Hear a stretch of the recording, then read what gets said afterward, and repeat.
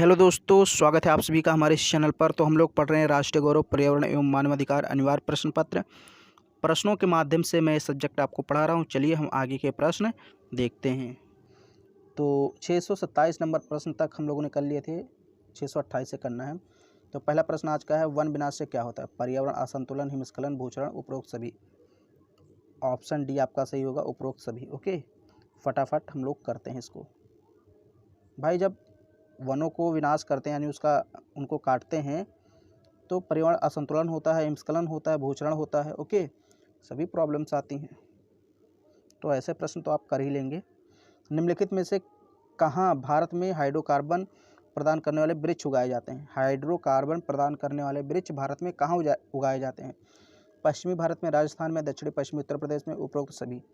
तो option D आपका होगा, उपरोक्त सभी। ओके, उपरोक्त सभी, ऑप्शन डी आपका सही होगा।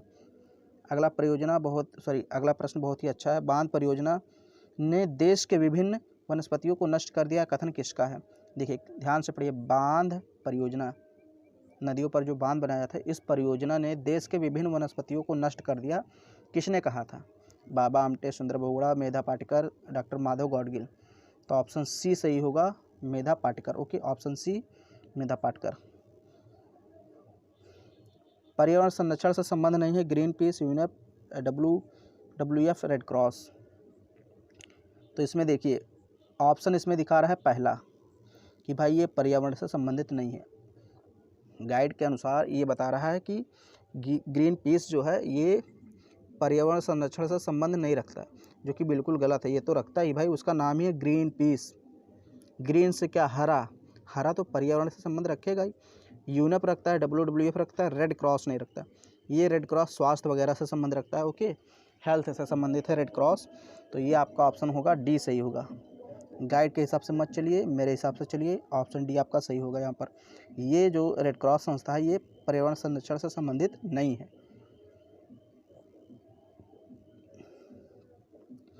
पारिस्थितिक तंत्र सदैव रहता है, क्या रहता है? क्रियाशील या स्थिर, मृत, प्रवाहहीन, क्या रहता है? तो पारिस्थितिक तंत्र की परिभाषा है, पारिस्थितिक तंत्र भूतल पर एक निश्चित क्षेत्र धारण करने वाली क्रियाशील इकाई है। तो आंसर आपको मिल गया, क्रियाशील। ओके, मैंने परिभाषा आपको बता दी कि भाई पारिस्थितिक तंत्र क्या है। तो पारिस्थितिक तंत्र भूतल पर एक निश्चित क्षेत्र धारण करने वाली क्रियाशील इकाई है। तो वही तो आपको ढूंढना था ना, क्रियाशील मिल गया, तो यानी कि यह सही होगा, ऑप्शन ए। पारिस्थितिक संकट का तात्पर्य क्या है? पर्यावरण ह्रास, पारिस्थितिक असंतुलन, पर्यावरण असंतुलन, उपरोक्त सभी। तो बेशक उपरोक्त सभी, ऑप्शन आपका यहाँ जो डी है सही होगा। पारिस्थितिक संकट के कारण हैं तीव्र औद्योगिक विकास, तीव्र जनसंख्या वृद्धि, अत्यधिक तकनीकीकरण, उपरोक्त सभी। पारिस्थितिक संकट के कारण कौन कौन से? भाई किस कारण पारिस्थितिकी संकट उत्पन्न होता है? तो सारे कारण हैं। ओके, अत्यधिक तकनीकीकरण करेंगे तो भी होगा, तीव्र जनसंख्या वृद्धि होगी तो भी, तीव्र औद्योगिक विकास होगा तो भी, इन सारे कारणों से हमारे पारिस्थितिकी को संकट पड़ जाता है। ओके, यानी पारिस्थितिक संकट उत्पन्न हो जाता है। बोलने में कभी कभी प्रॉब्लम हो जाती है ना, क्योंकि कुछ वर्ड मुझसे नहीं बोले जा सकते, मतलब मैं थोड़ा बोलने में मुझे प्रॉब्लम होती। प्रकृति में ऊर्जा का प्रमुख स्रोत क्या है? पेट्रोलियम, कोयला, सौर ऊर्जा, आणविक ऊर्जा। अब ऐसे प्रश्न आएंगे तो आप धड़ल्ले से करेंगे, सौर ऊर्जा। ओके, ऑप्शन सी सही होगा। प्रकृति में ऊर्जा का सबसे बड़ा स्रोत, सबसे प्रमुख स्रोत, सबसे पहला स्रोत, सबसे अंतिम स्रोत। ओके, सौर ऊर्जा। इसी से सारी ऊर्जाएं बनती हैं। आप पवन ऊर्जा की बात कर लें, जल ऊर्जा की बात कर लें, उन सभी का निर्माण मैं आपको पढ़ाऊंगा आगे कि सौर ऊर्जा से ही होता है। अगर सौर ऊर्जा ना होता तो पवन भी ना चलती। भाई दाब, उच्च दाब, निम्न दाब, ताप इन्हीं से तो होता है। तो उच्च ताप, निम्न दाब, ये सारी चीज़ें कब उत्पन्न होती है? जब सूर्य का प्रकाश पड़ता है। तो सूर्य ही नहीं होता तो ना तो नदियों में पानी बहता, ना तो पवन चलती, कुछ होता ही नहीं, तो ऊर्जा भी नहीं उत्पन्न होती। इसलिए प्राथमिक जो स्रोत है वो सूर्य ऊर्जा ही है।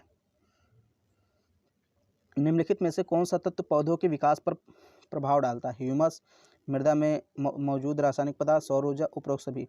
तो ऑप्शन डी होगा, उपरोक्त सभी। भाई सारी चीज़ें पौधे के विकास में प्रभाव डालती हैं।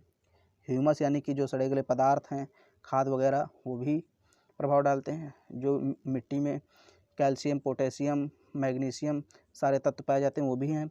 सौर ऊर्जा यानी सूर्यताप भी जरूरी होता है। तो सारी चीज़ें सही हैं, उपरोक्त सभी आपका ऑप्शन डी सही होगा। निर्जीव तत्व जैसे मिट्टी, खनिज, लवण, वायु किस तरह के पर्यावरण में आते हैं? 10 बार बताया है। ओके, कि जो चीज़ें अजैविक होती हैं उनमें जान नहीं होता है और जो जैविक होती हैं उनमें जान होता है। तो ये पूछ रहा है खनिज, जल, वायु, क्या इनमें जान होता है? बिल्कुल नहीं। मिट्टी वगैरह में जानवान नहीं होता, इन सब में, इनमें किसी में जान नहीं है। तो जो जिसमें जान नहीं उसको अजैविक बोलते हैं या फिर भौतिक पर्यावरण। आपका ऑप्शन ए सही होगा। ऑप्शन इसमें बाकी सारे गलत होंगे। जैविक पर्यावरण, सांस्कृतिक पर्यावरण, इनमें से कोई नहीं। ये तीनों ऑप्शन आपके गलत होंगे। पहला सही होगा अजैविक या भौतिक पर्यावरण। ऐसे पर्यावरण जिनमें जान नहीं होती, जो सजीव नहीं होते, निर्जीव होते हैं। तो मिट्टी निर्जीव है, खनिज भी निर्जीव है, जल भी निर्जीव है, वायु भी निर्जीव है। ऑप्शन ए आपका सही होगा। ये प्रश्न मैंने नेट पे देखा था और इसका सही उत्तर मैंने निकाला है। नैरोबी पर्यावरण सम्मेलन हुआ था। ओके, ये पर्यावरण से संबंधित सम्मेलन था। ये केनिया की राजधानी, केनिया एक देश है, शायद अफ्रीका का एक देश है केनिया। ओके, तो उसकी राजधानी नैरोबी है। वहाँ पर एक पर्यावरण से संबंधित सम्मेलन हुआ था। तो यहाँ पूछ रहा है कि भाई उस सम्मेलन में कितने देशों ने भाग लिया था? 105 देशों, 50 देशों या फिर 40 देशों, इनमें से कोई नहीं। तो 105 देश आप याद रखिए, बिल्कुल करेक्ट ऑप्शन ए है। 105 देशों के प्रतिनिधियों ने नैरोबी सम्मेलन में भाग लिया था। अगला प्रश्न है, मरुस्थलीकरण की प्रक्रिया से भूमि की उत्पादन क्षमता में क्या होता है? यानी कि सम मतलब बराबर रहती, ना तो घटता है ना बढ़ता है, या फिर ह्रास होता है, वृद्धि होती, अनियमितता होती है, क्या होती है? ओके, तो जब मरुस्थलीकरण होगा तो भाई भूमि की जो उत्पादन क्षमता है उसमें कमी आएगी, ह्रास होगा। ओके, तो यहाँ पर ह्रास आपका पहला ऑप्शन, सॉरी बी वाला ऑप्शन सही होगा। फिर अगला प्रश्न है, वन विनाश का क्या अर्थ है? 640 नंबर का प्रश्न है। वन विनाश का क्या अर्थ है? वनों का कटना, वनों का विकास ना होना, वनों का पुनर्स्थापन, वृक्षारोपण। तो भाई अब इसमें देखिए, बहुत ही आसान प्रश्न है। वन विनाश का क्या मतलब होता है? क्या जब वृक्षारोपण लगाते हैं तो वो वन विनाश होता है? बिल्कुल गलत, ये नहीं होगा। वनों का पुनर्स्थापन, बिल्कुल गलत, ये भी नहीं होगा। वनों का विकास ना होना, ये भी नहीं। वनों को काटना ही वनों का विनाश है। ऑप्शन ए आपका सही होगा। अगला प्रश्न है, पर्यावरण के प्रमुख कारकों में निम्नलिखित में से कौन सा कारक सम्मिलित है? भौगोलिक स्थिति, जलवायु, वनस्पति, इनमें से सभी। ओके, तो ऑप्शन डी इनमें से सभी। ये सभी पर्यावरण के कारक हैं। ओके, जलवायु, वनस्पति, भौगोलिक स्थिति, इन सभी से मिलकर पर्यावरण बनता है। तो ऑप्शन डी सही होगा। वृक्षारोपण अभियान किसने शुरू किया? संजय गांधी 1975, राजीव गांधी 1970, डॉक्टर मनमोहन सिंह 1990, और इनमें से कोई नहीं। ओके, तो यहाँ पर ऑप्शन जो दे रहा है, यहाँ पर एक वर्ड छूट गया है आगे।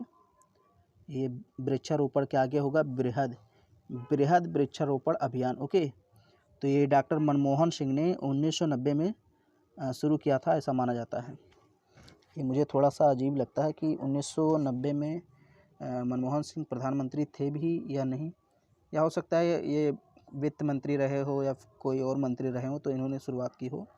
मुझे ये थोड़ा डाउट लगता है। ओके, ये प्रश्न डाउट है, या आप इसको ज़रूर कमेंट बॉक्स में इसका सही उत्तर लिख के बताइए कि वृक्षारोपण अभियान किसने शुरू किया था। ओके, ये क्वेश्चन मुझे डाउट है क्योंकि मैंने नेट पर ढूंढा, इसको ये मिला नहीं। ओके, अब इसमें तो ऐसा ऑप्शन दे रहा है सी। मैं आपको दिखा देता हूँ भाई, अगर कुछ भी ना मिले, आपको भी ना मिले मेरी तरह, तो ऑप्शन सी लगा देना, देखा जाएगा। गाइड पे ही भरोसा कर लेते हैं एक दो क्वेश्चन पर। देखिए, जो क्वेश्चन आंसर, जिस क्वेश्चन का आंसर नहीं मिलता है तो जैसा बुक में लिखा है हमको वैसा मानना ही पड़ेगा। निम्नलिखित में से कौन सा जीव प्राथमिक उपभोक्ता है? मैंने 10 बार बताया, चीता, सांप, लोमड़ी, हिरन। तो प्राथमिक उपभोक्ता वो होता है जो हरे घास को खाए, पेड़ पौधों को खाए, हरी पत्तियों को खाए। तो इसमें कौन सा जो हरी पत्तियों को खाए? चीता खाता है हरी पत्ती, गलत। सांप खाता है, गलत। लोमड़ी खाता है, गलत। हिरन खाता है। तो ऑप्शन डी आपका सही होगा। मैंग्रोव वनों पर सर्वाधिक प्रभाव किसका पड़ा है? रासायनिक हथियारों का, आणविक विस्फोटों का, तीव्र औद्योगिकरण, इनमें से कोई नहीं। तो देखिए, डी तो आपका वैसे ही नहीं होगा, तीव्र औद्योगिकरण नहीं होगा, दो चीज़ें आती हैं। अब मैंग्रोव वनों पर किसका प्रभाव पड़ा? देखिए, आणविक विस्फोटों का, रासायनिक हथियारों का। तो देखिए, आणविक विस्फोट अभी उतना ज़्यादा हुए नहीं कि बहुत ज़्यादा परमाणु युद्ध हुआ है? तो हुआ ही नहीं। जो भी युद्ध हुए उसमें ज़्यादातर रासायनिक हथियारों का प्रयोग किया गया है, तो इसी का सबसे ज़्यादा प्रभाव पड़ा है। ऑप्शन ए आपका सही होगा, ऑप्शन ए।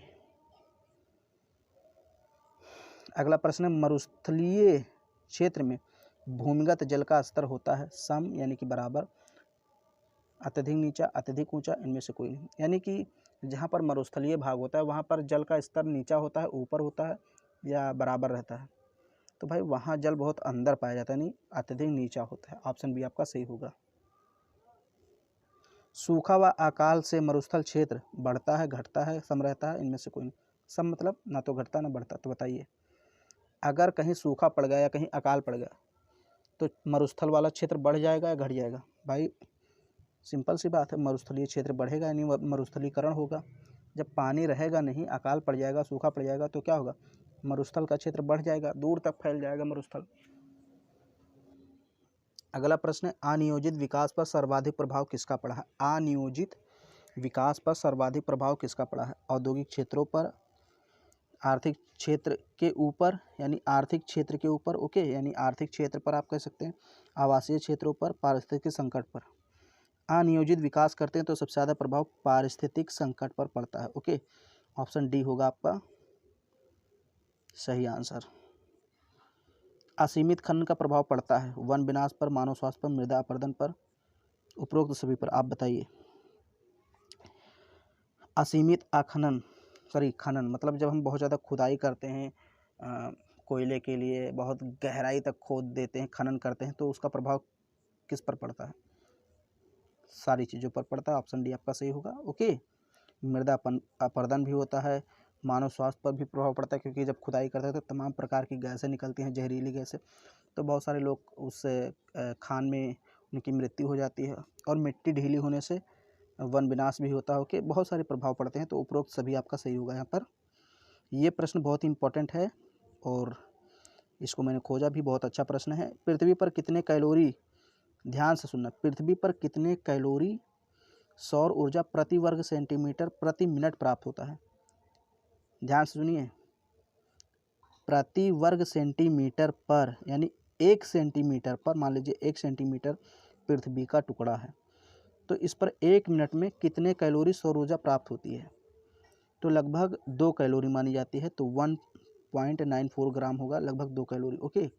ये ऑप्शन आपका सही होगा, लगभग 2, तो यही है 2 के करीब, तो ये सही होगा ऑप्शन ए, 1.94 ग्राम। अगला प्रश्न है आपका, पतझड़ वन कहाँ पाए जाते हैं? निम्न ताप वाले क्षेत्रों में, उच्च ताप वाले क्षेत्रों में, मध्य तापीय क्षेत्रों में, हेकिस्टोथर्म क्षेत्रों में कहाँ पाए जाते हैं? तो इसका जो ऑप्शन है वो सी सही होगा, जहाँ पर मध्य ताप रहता है, ना तो ज़्यादा ताप ना तो कम ताप, मध्य ताप रहता है, तो वहाँ पर पतझड़ वन पाए जाते हैं। जैसे भारत में आप ले लीजिए, यहाँ शीतोष्ण तापमान रहता है, मतलब ना तो ज़्यादा ठंडी ना तो ज़्यादा गर्मी, तो यहाँ पर पतझड़ वन पाए जाते हैं। पतझड़ वन मतलब जो एक समय में अपनी पत्ती गिरा देते हैं। अगला प्रश्न ही बहुत इंपॉर्टेंट है, ये आ सकता है इस बार, ओके, बहुत इंपॉर्टेंट है ये प्रश्न। पारिस्थितिक शब्द का सर्वप्रथम प्रयोग किसने किया? Charles Elton, E.G. Comedy, Ernest Haeckel, Hans Ritter. तो बहुत ही आसान सा जवाब है, अर्नेस्ट हैकेल ने 1869 में शायद इसका प्रयोग किया था, ओके। आप डेट देख लीजिएगा, बट ये कंफर्म है कि इन्होंने ही किया था 1869 के आसपास, ओके। पारिस्थितिकी शब्द का, ओके, ध्यान से देखिए, अब यहाँ एक समझ लीजिए, इन्होंने पारिस्थितिक तंत्र नहीं बोला। देखिए, पारिस्थितिक तंत्र शब्द का प्रयोग, अगर कहीं तंत्र लिखा हो कि पारिस्थितिक तंत्र का सबसे पहले प्रयोग किसने किया, तो वहाँ पर अर्नेस्ट हैकेल आ जाए, सॉरी, वहाँ पर A.G. टॉन्सले आ जाएंगे। ध्यान से सुनिए, जैसे मुझे कन्फ्यूजन हो रहा है ऐसा आपको भी हो सकता है। पारिस्थितिकी शब्द का सर्वप्रथम प्रयोग अर्नेस्ट हैकेल ने किया 1869 में, लेकिन अगर पूछे पारिस्थितिक तंत्र का सबसे पहले प्रयोग तो A.G. टॉन्सले ने 1935 में। फिर है, पारंपरिक ऊर्जा का स्रोत क्या है? कोयला, विद्युत, पेट्रोलियम, उपरोक्त सभी। तो ये सभी हैं, ओके, उपरोक्त सभी। मतलब पारंपरिक ऊर्जा का स्रोत कहने का मतलब यहाँ पर आप कह सकते हैं जिनका उपयोग हम लोग बहुत पहले से करते आ रहे हैं, परंपरागत रूप से। ओके, तो कोयले का उपयोग, विद्युत, पेट्रोलियम, ये सभी पारंपरिक ऊर्जा के स्रोत हैं और ये एक दिन ख़त्म हो जाएंगे। ओके, तो इनको लिमिटेड सोर्स भी कहा जाता है, रिसोर्स कहा जाता है लिमिटेड। अब भाई कोयला, पेट्रोलियम, विद्युत, ये सब क्या है, लिमिटेड है, एक दिन ख़त्म हो जाएंगे। कोयला ख़त्म हो गया तो विद्युत अपने आप ख़त्म हो जाएगा, क्योंकि विद्युत किससे बनता है, कोयले से बनता है। तो आप समझ रहे होंगे ना। तो ये सब पारंपरिक ऊर्जा के स्रोत हैं। अभी अगला क्वेश्चन है गैर पारंपरिक। अब ये सब देखिए, यहाँ पर प्रश्न है, यहाँ पर पूछ रहा है कि भाई गैर पारंपरिक ऊर्जा के स्रोत कौन कौन से, भूगर्भिक शक्ति, ज्वारीय शक्ति, वायु शक्ति, उपरोक्त सभी। ओके, तो उपरोक्त सभी मतलब ये जल्दी ख़त्म नहीं होंगे, क्योंकि ये कोयले की तरह नहीं कि ख़त्म हो जाएंगे। भूगर्भिक शक्ति, ज्वारीय शक्ति, वायु शक्ति, ये सब इनका रिन्यूअल होता रहता है। इनको कहते हैं भाई असीमित संसाधन, हम इसको बोल सकते हैं। इसलिए भारत सरकार कहती है कि कोयले का प्रयोग कम करो, इन सब का प्रयोग ज़्यादा करो। ज्वारीय शक्ति, सौर ऊर्जा, ओके, या फिर हम कहें पवन ऊर्जा, भूगर्भिक ऊर्जा, इन सब का ज़्यादा प्रयोग करो, क्योंकि ये सब जल्दी ख़त्म नहीं होंगे। कोयले का प्रयोग कम करो, एलपीजी, प्राकृतिक गैस, डीजल, पेट्रोल, इनका प्रयोग कम करो, क्योंकि ये लिमिटेड है, एक दिन ख़त्म हो जाएंगे। तो जो लिमिटेड है उनको पारंपरिक ऊर्जा स्रोत, जो अनलिमिटेड है उनको गैर पारंपरिक ऊर्जा स्रोत। हालांकि इसके बारे में और भी बहुत सारे कॉन्सेप्ट हैं। अगला प्रश्न है चक्रवात एवं आंधी तूफान किस तरह के प्रकोप हैं, वायुमंडलीय प्रकोप, भूतलीय प्रकोप, भौतिक प्रकोप, इनमें से कोई नहीं। तो आसानी से आप बता सकते हैं भाई ये चक्रवात कहाँ आते हैं, आंधी तूफान कहाँ आता है, वायुमंडल से, तो वायुमंडलीय प्रकोप है, ऑप्शन ए सही होगा। जल संसाधन आवश्यक नहीं, पेयजल व सिंचाई के लिए, विद्युत उत्पादन के लिए, मछली व पालन, परिवहन उपयोग के लिए, तापीकरण के लिए। किस चीज़ में हम जल का उपयोग नहीं करते, वो कह रहा है जल संसाधन किसके लिए आवश्यक नहीं। तो भाई पीने के लिए और सिंचाई के लिए तो आवश्यक है, विद्युत उत्पादन के लिए डैम बना करके विद्युत उत्पादन करते हैं, इसके लिए भी आवश्यक है, मछली पालन तथा परिवहन के लिए भी आवश्यक है।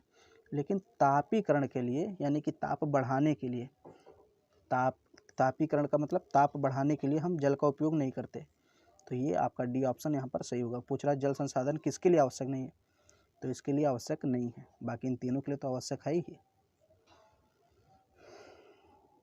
अगला प्रश्न है घरेलू वाहित मल, कपड़ा, कागज़, लकड़ी आदि किस तरह के प्रदूषक हैं, जैव निम्नीकरण प्रदूषक, अनिम्नीकरणीय प्रदूषक, ए और बी दोनों, इनमें से कोई नहीं। मतलब ये जो घर से मल निकलता है, गंदा जल या मल, और जो सड़े गले कागज़ होते हैं, लकड़ी होता है, ये किस तरह के प्रदूषक है, तो ये जैव निम्नीकरणीय प्रदूषक है। ओके, जैव निम्नीकरणीय प्रदूषक, ऑप्शन ए सही होगा। फिर है निम्नलिखित में से कौन जीवमंडल को सर्वाधिक असंतुलित करता है, जीव जंतु, पेड़ पौधे, मानव, इनमें से कोई नहीं। सबसे ज़्यादा कौन असंतुलन पैदा करता है, आप लोग इसका आंसर जानते हैं, मानव। सबसे ज़्यादा पर्यावरण को असंतुलित यानी प्रभावित यही करता है। ओके, मानव, ऑप्शन सी आपका सही होगा। अगला प्रश्न है निम्नलिखित में से किस उपाय से जीवमंडल में जीव जंतुओं का संरक्षण हो रहा है, वाइल्ड लाइफ एक्ट 1972 मतलब 1972, भारतीय वन्य जीव बोर्ड, भारतीय जीव बोर्ड कल्याण बोर्ड, इनमें से कोई नहीं। तो आपको बताना है निम्नलिखित में से किस उपाय से जीवमंडल में जीव जंतुओं का संरक्षण किया जा रहा है। तो इसका जो ऑप्शन है वो होगा सी, भारतीय जीव जंतु कल्याण बोर्ड के द्वारा। ओके, ऑप्शन सी आपका सही होगा। तो ये आपका लास्ट प्रश्न था, मुझे पता नहीं था, मैंने देखा तो ये लास्ट था। ओके, तो आई होप आपको वीडियो पसंद आया होगा। अगर वीडियो पसंद आए तो इसको लाइक कर दीजिए, शेयर कर दीजिए। चैनल पर पहली बार आए हैं तो चैनल को सब्सक्राइब जरूर कीजिए, हमारे नए चैनल को भी सब्सक्राइब कीजिए। नया चैनल का नाम है ऑनलाइन स्टडी बाय विशंभर।